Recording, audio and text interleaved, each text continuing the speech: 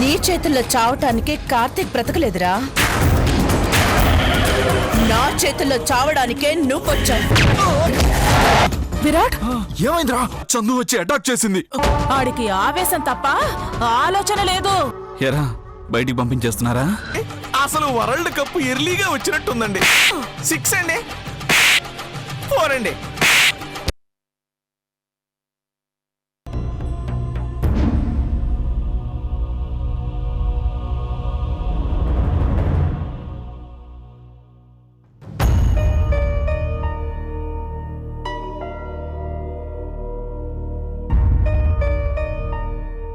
కార్తీక్ నలా చూసి బాధపడాలో, కాపాడినందుకు సంతోషపడాలో అర్థం కావడం లేదు.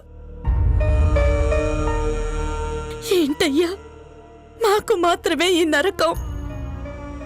ఎప్పుడు మా ఇద్దరికి ఎడబాటేనా? జీవితాంతం నాకు తోడు ఈ కన్నీళ్లేనా? దగ్గరగా ఉండి దూరంగా బ్రతుకుతున్నావు. కష్టాల్లో ఉన్నప్పుడు ఇదిగో నీకు తోడు అని కార్తీక్ రూపంలో వేలందించావు. యశోధర రూపంలో మమ్మల్ని దూరం చేశావు. ఎప్పటికప్పుడు దగ్గర చేస్తూ అంతలోనే దూరం చేస్తూ మా ఇద్దరి జీవితాలతో ఆడుకుంటున్నావు. ఎన్నాళ్ళయ్యా ఈ నరకం? ఎందుకు ఎందుకు మా ఇద్దరికే ఈ కష్టం? ఇద్దరి మధ్య ప్రేమ ఉంది, అభిమానం ఉంది, అంతే దూరం ఉంది. మనసు నిండా ప్రేముండి దూరం దూరంగానే బ్రతుకుతున్నాం. మేమిద్దరం ఒకటి. మా మధ్య ఎవ్వరూ లేరనుకునే క్షణంలో ఏదో ఒక రూపంలో ఎవరో ఒకరిని తీసుకొచ్చి అడ్డు పెడుతున్నావు. నీ ఆట మళ్ళీ మొదలు పెడుతున్నావు. నా కార్తీక్ ని ఆ స్థితిలో చూడలేకపోతున్నాను. నా కార్తీక్ ఏం కాకుండా కాపాడు. ప్రమాదం అని తెలిసి కాపాడలేని చేతగాని దాన్నయ్యాను. నువ్వైనా నా కార్తీక్ ని కాపాడు. ఆ ఇంటి నుంచి ఎలా బయటపడాలా అని అనుకుంటుంటే ఇలా బయటపడేశావు. ఇక నుంచైనా మేముగా బ్రతికే అదృష్టాన్ని ఇవ్వు స్వామి. నా కార్తీక్ నాకు దక్కేలా చెయ్యి, చాలు.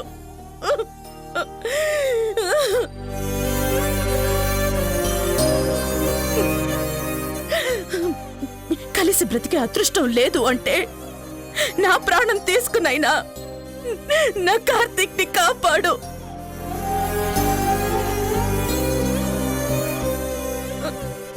నా బ్రతుకు తనది కానప్పుడు నా చావైనా తనది చెయ్యి.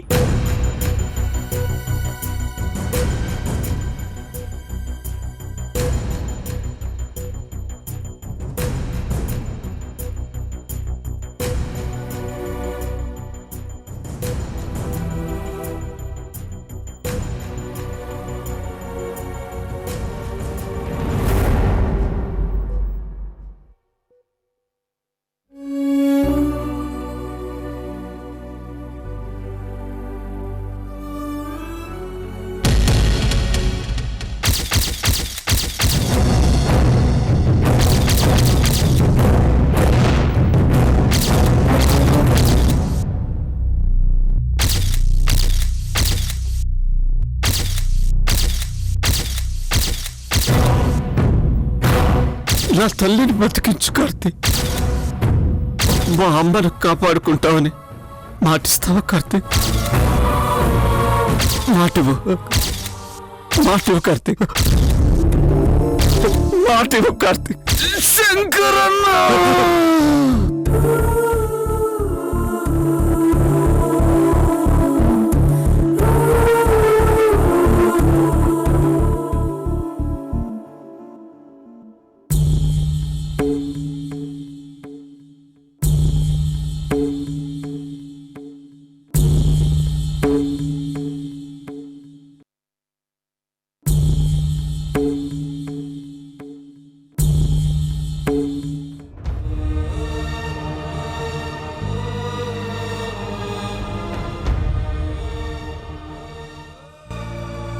డాక్టర్ పేషెంట్ కి స్పృహ వచ్చింది. అలాగా? నర్స్ ఏమైంది? పేషెంట్ స్పృహలోకొచ్చారు.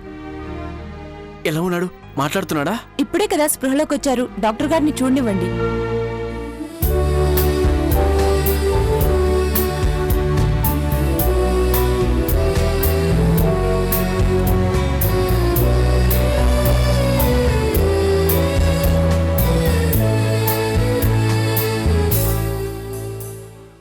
సిస్టర్, రాహుల్, ఆంటీ టైంకి వచ్చారు. కార్తీక్ స్పృహ వచ్చిందండి. నిజమా? ఎలా ఉన్నాడో చూసావా? ఏమైనా మాట్లాడుతున్నాడా? ఇప్పుడే నర్స్ చెప్పారు డాక్టర్ చెకప్ చేస్తున్నారంట. ఇంటి దగ్గరున్నా వాడికి ఎలా ఉందో ఏమిటో అన్న ఆలోచనతో పిచ్చెక్కిపోయింది. అందుకే ఇంట్లో ఉండలేక వచ్చేశాను. అవును, చందు ఎక్కడుంది? అమ్మా, ఇక్కడే ఎక్కడ ఉండుంటుంది. తనకి ఈ విషయం చెప్పొస్తాను. పదండి.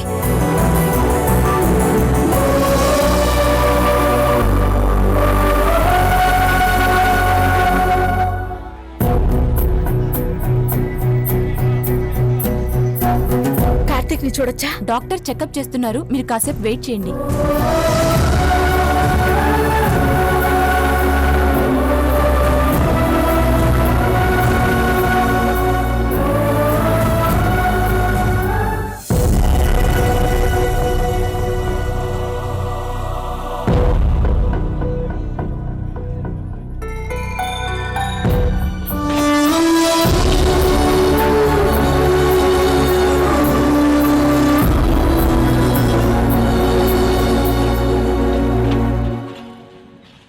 వదినా, అన్నయ్యకి స్పృహ వచ్చింది. ఇప్పుడే రాహుల్ చెప్పాడు. అలాగా?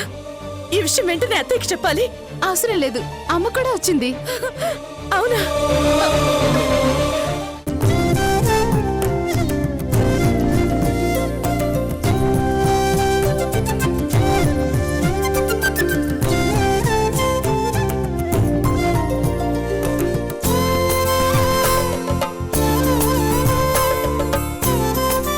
అమ్మా, వాడికి స్పృహ వచ్చిందట. ఆ దేవుడు నా మొర ఆలకించాడు. నాకు తెలుసు అత్తయ్య, నా కార్తీక్ ఏమీ కాదు. ఏం కాదమ్మా అని చెప్తున్నా వినకుండా రాత్రంతా నిద్ర కూడా పోలేదమ్మా. ఎవరు నిద్రపోగలరు అంకల్? మీరు నిద్రపోగలరా చెప్పండి. తన బ్రతుకులో మేమున్నాం.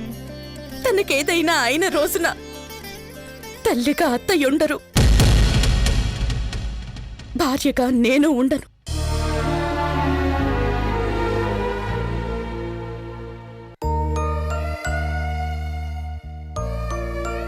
సిస్టర్, డాక్టర్, మా వాళ్ళు మీకు ప్రమాదం జరిగిన దగ్గర నుంచి మీకేమవుతుందన్న భయంతో మీ వాళ్ళందరూ హాస్పిటల్లోనే ఉన్నారు. బయట వెయిట్ చేస్తున్నారు. వస్తకి ఎలా ఉంది? తనకి ట్రీట్మెంట్ జరుగుతుంది. బలమైన గాయాల వల్ల తన కండిషన్ ఏంటనేది ఇప్పుడే చెప్పలేం. మీరవన్నీ ఆలోచించి స్ట్రెయిన్ అవ్వద్దు. డాక్టర్, మా వాళ్ళని చూడొచ్చా? పంపిస్తాను, బట్ ఎక్కువ ఎమోషన్ అవ్వద్దు. అది మీకే మంచిది కాదు. Okay, right.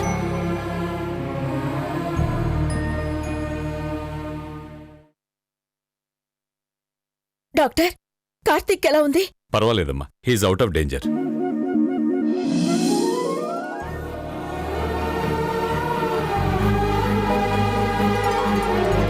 డాక్టర్, మరి వసుదకి? తన పరిస్థితి అప్పుడే ఏం చెప్పలేం.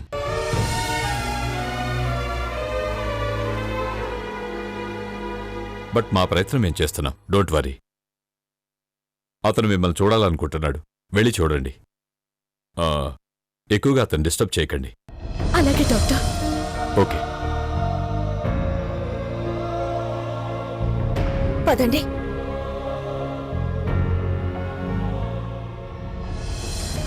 కార్తీక్,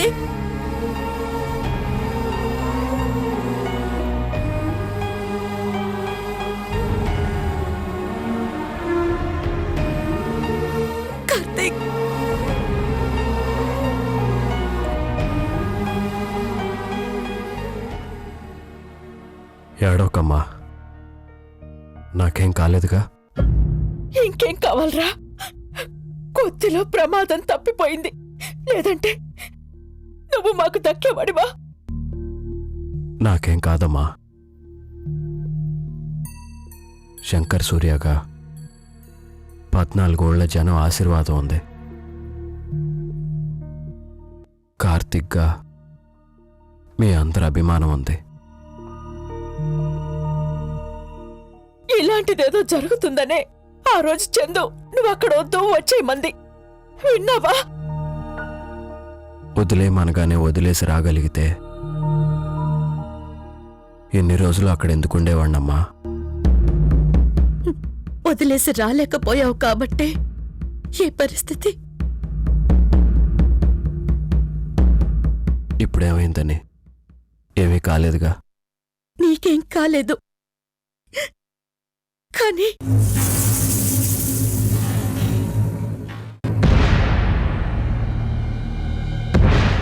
కానీ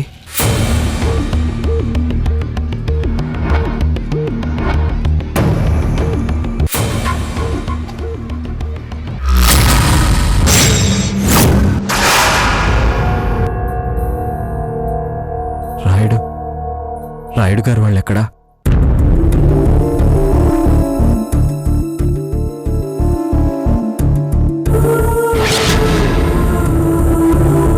చెప్పు చందు, ఎక్కడా? నువ్వు వసుధ తప్ప ప్లాస్టిక్ లో ఎవ్వరూ బ్రతకలేదు.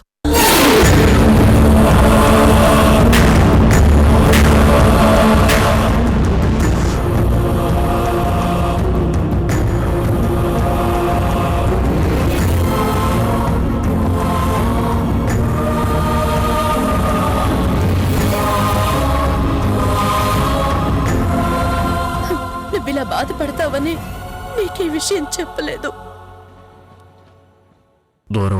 దూరం అవ్వాలి అనుకున్నాను. వాళ్లే ఇలా దూరమై వెళ్ళిపోతారనుకోలేదు చందు.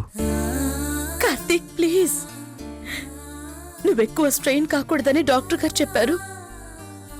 జరిగిపోయిన దానికి మనం ఏమీ చెయ్యలేవు. నువ్వు కళ్ళు తెరిచేంత వరకు నీ పరిస్థితి ఏంటో అర్థం కాక మేమంతా అల్లాడిపోయాం కార్తీక్. నేనుండి వాళ్ళని కాపాడుకోలేకపోయాననేదే నా బాధ. చందు రాకపోయుంటే నిన్ను కాపాడేవాళ్లే లేరురా అక్కడ. ఎదురొచ్చే శత్రువులతో ఎంతమందితోనైనా పోరాడొచ్చు గాని ఇలా దొంగ దెబ్బ తీసేవాళ్లని ఎవరు మాత్రం ఏం చేయగలం? వస్తుకు ఎలా ఉంది? తన కండిషన్ ఇంకా సీరియస్ గానే ఉంది. డాక్టర్స్ ఇప్పుడే ఏం చెప్పలేమంటున్నారు. ఎలాగైనా వస్తుని కాపాడుకోవాలి. బిడ్డలా చూసుకున్న తండ్రిని కాపాడుకోలేకపోయాను. మమ్మల్ని కాపాడాలని చావుకి ఎదురొచ్చిన సాంబాని కాపాడుకోలేకపోయాను. దగ్గరుండి పెళ్లి చేసిన లక్ష్మిని కూడా నేను కాపాడుకోలేకపోయాను. కనీసం వసుధనైనా కాపాడుకోవాలి. నన్ను కాపాడిన శంకర్ సూర్య రుణం అలా అయినా తీర్చుకోవాలి చందు. నేను మాటిచ్చాను చందు, సాంబాకి మాటిచ్చాను. వస్తాను కాపాడుకుంటానని నేను మాటిచ్చాను చందు. రేయ్, నీ పరిస్థితి గురించి ఆలోచించకుండా,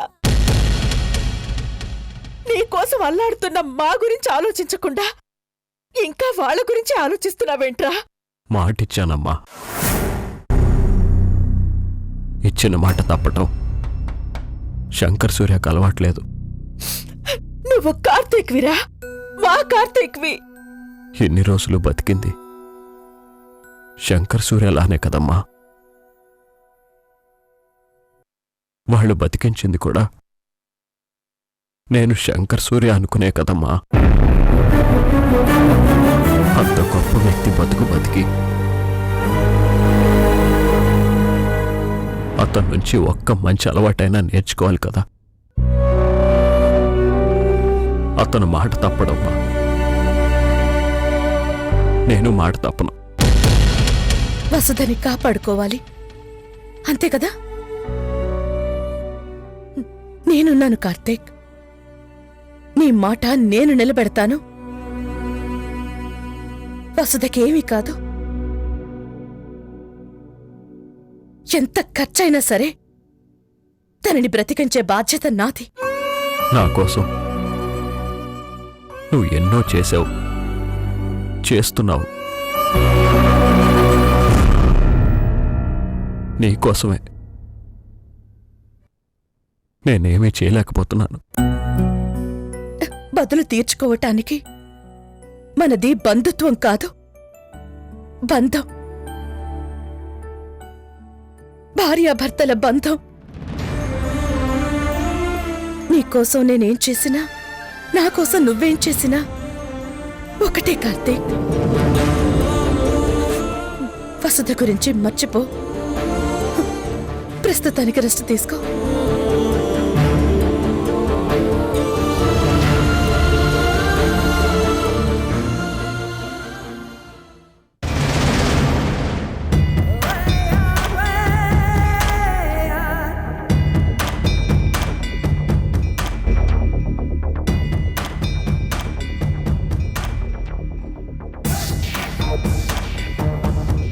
ఏందలుడు, ఏం ఆలోచిస్తా ఉండావు?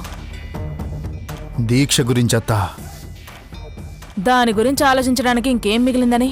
ఏదైనా ప్రమాదం వస్తే అడ్డు పెట్టుకోవడానికి మన దగ్గరున్న ఆయుధం అదేగా.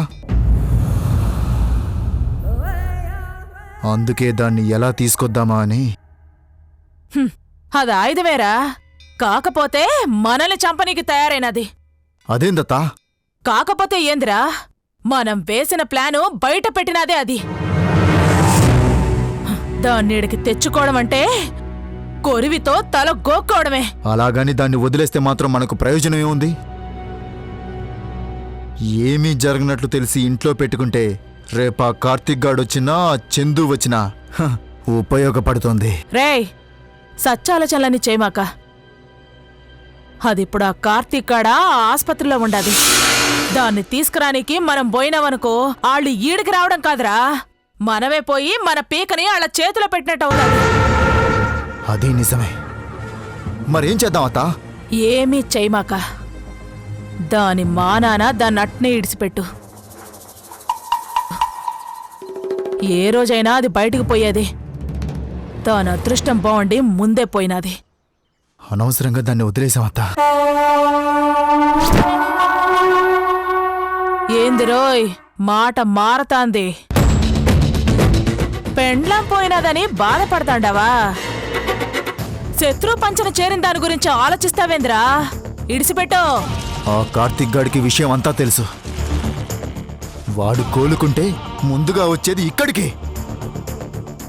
వాణ్ణి ఆపడానికి అది ఉంది కదా అన్న ధైర్యంతోనే ఇదంతా చేశాను. ఏందిరా, ఆడికి భయపడతావేంద్రా? మన దగ్గర మందుండారు. ఇస్కో అని ఇడిసి పెడితే ఏట కుక్కల్లెక్కే చీల్చి చెండాడతారు. వాడు మృత్యుంజయుడత్తా. ఇలాంటి గండాలు ఎన్నో దాటాడు. వాణ్ణి చంపడానికి చేసిన ప్రతి ప్రయత్నంలోనూ మనం ఓడిపోయామే గాని వాడు మాత్రం గెలుస్తూనే వచ్చాడు.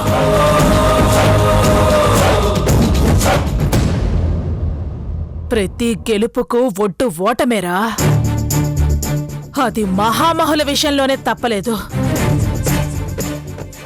వీడెంత?